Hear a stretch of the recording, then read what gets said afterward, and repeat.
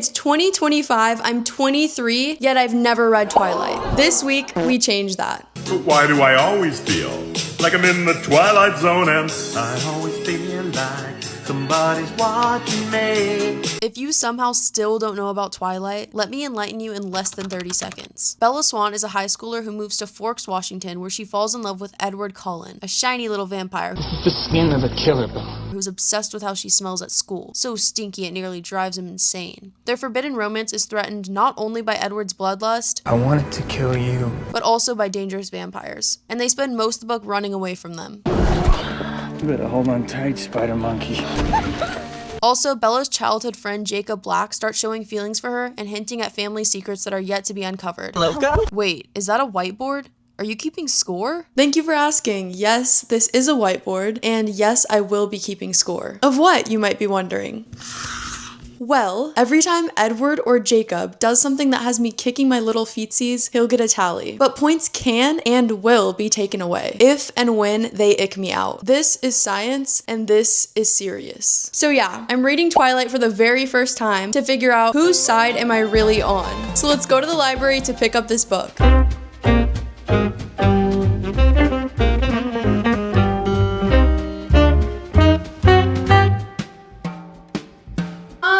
It's your birthday. The acoustics in here go crazy.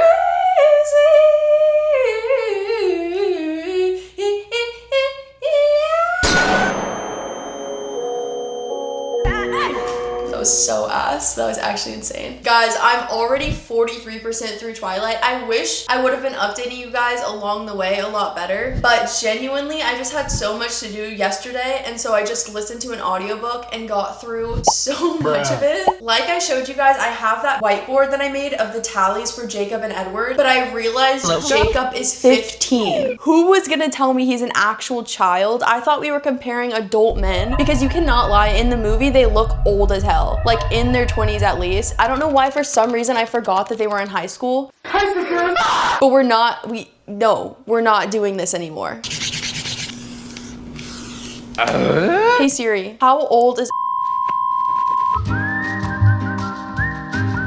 If I'm being so honest, I expected this book to be so much cringier than it is. And of course, there are cringy moments. I think Bella probably cringes me out more than Edward does, which is shocking. But overall, I'm surprised by how little I'm actually cringing. We've just really been following Bella as she navigates her high school experience. And she just recently met this guy named Edward Cullen, who she's realizing now is a vampire. But for some crazy reason, it doesn't deter her, but instead it's making her more interested in pursuing a relationship with him. We are only 43% through the book, and she's already made it clear that she loves him. Not to him, but we know. The phrase in the book that uncovered her love to the readers was her saying, I was unconditionally and irrevocably in love with him.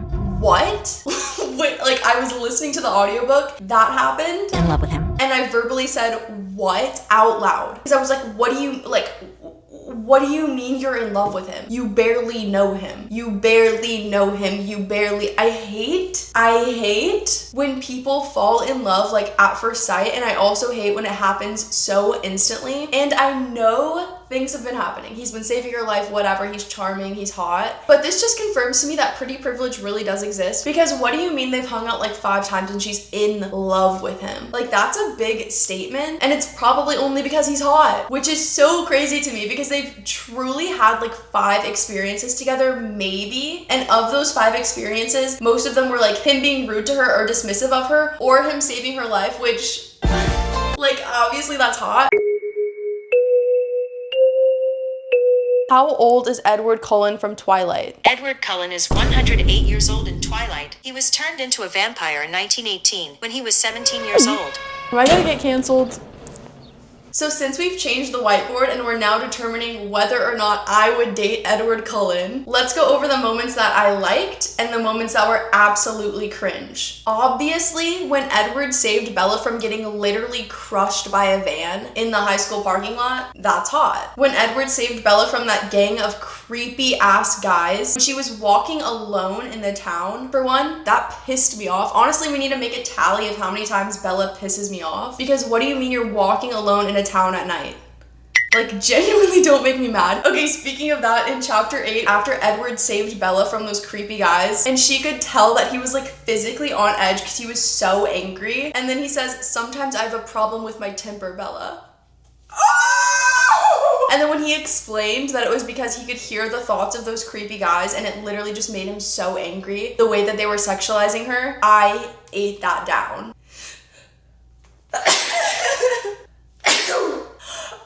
Okay. Also, whenever Edward dropped Bella back off with her friends, and then since Edward can read minds, he literally was like, okay, well, your friend's gonna want to know what you think about me. And then he literally says, well, I'll be listening to hear that answer myself, because he wants to know what she's thinking about him. I liked that a lot. I liked that. Point for Edward. The only cringe moment that I've had for Edward up to this point, which is actually insane, is when he said, It makes me anxious to be away from you. I just don't know. I don't like codependency and it freaks me out. But it also could be that I'm listening to the audiobook and it's a woman reading it and it just like sounds kind of weird when she reads his voice. I don't know. I kind of wish that a guy was narrating the audio. Like, you know when a guy will narrate the guy parts and a girl will narrate the girl parts? I wish that's what was happening, but sadly it's not. So that might be why certain parts are cringing me out. Like also whenever he says Bella in the audiobook, Bella, it's so scary. Like, I don't like it. Bella. So I think my plan's gonna be to switch to the physical copy and hopefully be able to read the rest of the book this way, because it really is influencing my perspective when I'm just listening to the audiobook. I'm not hating it by any means. I'm actually liking it way more than I thought I would. I thought it would be so much cringier, but it's actually fine. Guys, I'm about to start editing, but I had to pop in and tell you guys I forgot a major cringe point, and that was whenever Edward and Bella were both in the car and he asked Bella what her age was. How old are you, Bella? His voice sounded frustrated for some reason I couldn't imagine. And she said 17. I'm 17, I responded, a little confused. And he basically implied like she's older or wiser for her age. You don't seem 17. His tone was reproachful. It made me laugh. My mom always says I was born 35 years old, and that I get more middle-aged every year. You don't seem much like a junior in high school yourself, I noted. He made a face and changed the subject. And it's literally the same creepy dynamic of older, more experienced guys preying on young girls. He did that. I can't believe I didn't remember to write it down, but I'm telling you guys now, that's a major cringe point, major ick. And I'm bringing that up because even if we're saying he's 17, he's still been alive for 108 years. Therefore, there is a major difference in their experience levels. So he is a creep. He is a creepy creeper. Creeping creep, pedo creep. Okay? Yeah, that's it.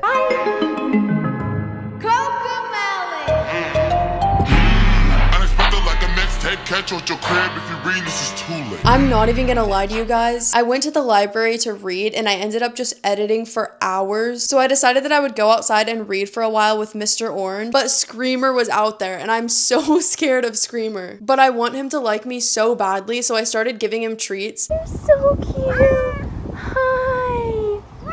But he eventually batted away my hand, so I just got so scared and I basically gave up. Back to Orangey. But then he kept circling me and Mr. Orange on our blanket, and it was honestly freaking me out. I barely got any reading done because I was so scared that they were gonna attack each other, because Screamer did attack Orangey while I was out there, and it was so sad.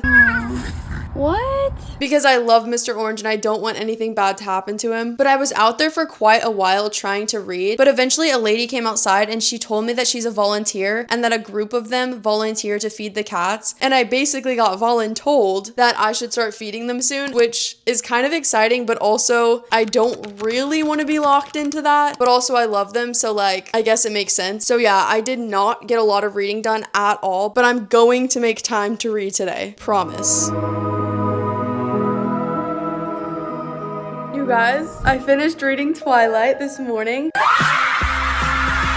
But before I talk about my thoughts on the book, which I have a few marked, I want to show you guys the wall collage my sister and I made, because honestly, decorating our house is one of our major flops. So we made this. It looks so good, but I wanted to show you guys because in almost every photo, I edited my little brother into it because he was wearing this super funny outfit for his baptism, I think. And so he's edited into so many of the pictures. Ew! Anyways, he's edited into so many of the pictures on the collage wall, so it's just so funny because from afar, you cannot tell, but now you guys know that he's in a couple of the frames. We have so much to talk about. If you guys follow my channel, you already know that I take notes while I'm reading, but I specifically had to take notes for this video, obviously because I'm keeping track of Edward's pros and cons. But this note is long. I don't know if you'll be able to see it on the camera. Come here, mama. I'm not gonna lie to you guys, I got icked out a lot more in this latter half of the book than I did at the beginning. And I think it's because Edward was actually in it finally. But that being said, I was also surprised by how much I liked Edward in certain parts of the book. I have some conflicting thoughts still about what I think about their dynamic in general. I don't know if I'm becoming more fine with it rather than just getting like desensitized to it, because it does really freak me out that he's so into a girl that's obviously super immature and who's clearly making choices and reacting in a way that shows her youth, which I don't imagine would be very attractive, but what do I know? Let's start with Edward's pros. Okay, the first one is such a big deal, even though it doesn't seem like it would be. Edward was genuinely curious to understand who Bella was as an individual, and whenever their attraction to each other was brought up and acknowledged and accepted, he made it a point to get to know who she was as a person. He would ask her a ton of questions to the point of even annoyance on her part, but it was cute to like see a guy genuinely want to know everything that there is to know about the person that he's interested in. And I know that seems like the bare minimum, like obviously a guy should want to know who you are if he likes you, but somehow that's a rare quality in male partners, so I liked that a lot. Point for Edward.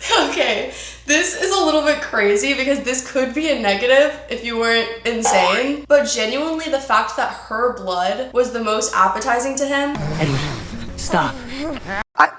What was that? Stop. And he had to like fight the urge not to literally bite into her neck.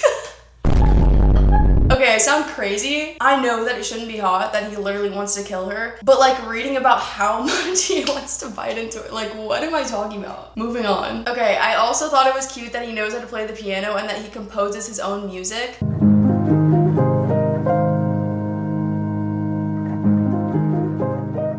Playing any instrument is such a difficult skill to master, and in order to compose your own music, you really have to understand the instrument and music theory in general, so that was hot. Another one was how protective he is and just like jealous in general. I know jealousy is like a double-edged sword, but specifically in instances where his jealousy ends up saving Bella's life, that has to be hot. Like it simply has to be hot. Okay, this is insane actually. Whenever Edward sucked the venom out of Bella's bloodstream. Stop. Yeah, I like that. Another green flag was when Edward stayed with Bella her entire hospital stay. He never left her side, he never left the room. Bare minimum again, but also like super cute and endearing. And also that the mom could tell how much Edward was into Bella just like seeing their interactions. That's really cute. Bro. There must be dust in this room or something, like what? And the last green flag that Edward exhibited throughout the book, honestly, was that he's actually struggling internally with the idea that Bella wants to be turned into a vampire, and Edward is super against ending her life in that way because he knows that she's so young, which that becomes a red flag later, but he's aware that she's so young and that she's lived so little of her human life that if he were to end her human life and make her a vampire eternally, he knows it would be kind of fucked up. Like she would be confined to living in some place cloudy or only coming outside at night. Like he knows the struggles that it is to be eternal and he doesn't want to put that on her. And I respect him for that. So another point for Edward. And now for the cons, and these are the ones that I actually made note of in the book. So I'm gonna do a little bit of reading for you guys. The first red flag is the caveat of what I was just talking about, which is the fact that Edward acknowledges that Bella is young, yet he's still interested and he doesn't want to, but he continues to pursue her. And with all of that in mind, this to me read like a classic older man talking to a younger girl, trying to convince her that she's different than all the other girls. This is Edward speaking. I told you, you don't see yourself clearly at all. You're not like anyone I've ever known. You fascinate me. Like, in what way is she fascinating? Please enlighten me. Because to me, she just seems like a standard 17-year-old girl. But I know that he can't read her thoughts, and that might be the sole reason why she fascinates him. But let's keep in mind that the only reason he's even interested in her in the first place was because her blood is the tastiest blood that he could ever smell. I've never wanted a human's blood so much in my life. Bruh. Like, she is the person that he would want to kill the most. I wanted to kill you But then whenever he was getting to know her, he actually liked her as a person, which I don't understand why, because she's truly not very interesting. She's just a 17-year-old girl. But for whatever reason, he's obsessed, and that's why he didn't kill her, because he loves her. Which, that's also insane. They've been saying I love you so much in the latter half of the book that it's actually crazy to me. I will just never be a fan of insta love. Like, I cannot get behind it. Let's move on before I keep rambling. Okay, this next icky moment was when they were laying out in the field, and the book says, now and then his lips would move so fast it looked like they were trembling. But when I asked, he told me he was singing to himself. It was just too low for me to hear. Huh? Ick. Like, imagine looking over and you see your partner like, no, please no. Ugh, obviously, if you like someone, that's not gonna be an ick, but whenever I read that, I was like, oh, hell no. Like, hell no. Okay, this one I didn't tab, but just the fact that Edward has been watching Bella sleep, literally breaking into her house and watching her sleep every night since he met her. I like watching you sleep. It's kind of fascinating to me. What do you actually mean? No, what do you actually mean? What do you actually mean? What do you actually mean? I would literally, I don't know what I would do. Just the thought of it is making me so scared. Imagine finding out that the person that you like has been watching you sleep every night. That's so vulnerable in such an uncomfortable way. Terrifying. Obviously, that's a red flag. Tally on the mother board, please. Another red flag that I didn't write down was Edward saying, you are my life now. It's kind of hot, but it's mainly just so scary. Again, the codependency thing, I can't get behind. If someone told me that, I genuinely think I would be scared. Although a little flattered, but mainly scared. Okay, the next part is a scene from the book, specifically when Edward pounces on her. Okay, let me read it. Basically, Bella explains that she doesn't really find Edward scary at all, and he does this in order to prove that she should be scared of him. He growled, a low sound in the back of his throat. His lips curled back over his perfect teeth. His body shifted suddenly, half crouched, tense like a lion about to pounce. So the lion fell in love with the lamb. I backed away from him, glaring. You wouldn't. I didn't see him leap at me. It was much too fast. I only found myself suddenly airborne, and then we crashed onto the sofa, knocking it into the wall. His jaw relaxed as he grinned, his eyes bright only with humor. You were saying? He growled playfully. Hell no. Okay, the last and final tally was another moment of Edward acknowledging that Bella is a child. And in this part of the book, Edward just got done referring to Jacob as a child, and then Bella says, I brittled a little at the word child. Jacob's not that much younger than I am, I reminded him. He looked at me then, his anger abruptly fading. Oh, I know, he assured me with a grin. Like, don't play with me. You literally know that Jacob's 15 and Bella's 17, yet you're still hanging out with her, dating her, like wanting to be with her. Like, I don't know, I can't get used to that. I can't condone that. I literally...